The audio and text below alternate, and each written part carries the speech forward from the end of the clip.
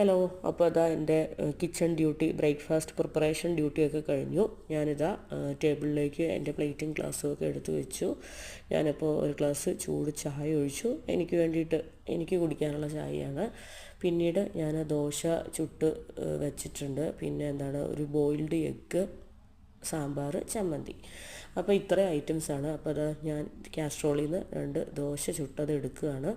പിന്നെ ഞാൻ boiled egg സാൾട്ടും അതുപോലെ തന്നെ പെപ്പർ പൗഡറും കൂടെ സ്പ്രെഡ് ചെയ്തിട്ടുള്ള ഒരു മുട്ട. ഇടയ്ക്ക് മുട്ട പൊരിച്ച് കഴിക്കും, ബുൽസ ഉണ്ടാക്കി കഴിക്കും, മുട്ട പുഴുങ്ങി കഴിക്കും. അങ്ങനെ ഇടയ്ക്ക് മുട്ട എന്ന് പറയുന്നത് പ്രോട്ടീൻ്റെ സോഴ്സാണല്ലോ. പിന്നെ എഗ്ഗ് വൈറ്റ് എന്ന് പറയുന്നത് നല്ലതാണ്. അതുപോലെ തന്നെ എഗ്ഗിൻ്റെ യോക്കും ഇടയ്ക്ക് കഴിക്കുന്നത് നല്ലതാണല്ലോ. അങ്ങനെ ഇടയ്ക്ക് ഫുഡിൽ എഗ്ഗ് ഇൻക്ലൂഡ് ചെയ്യാറുണ്ട്.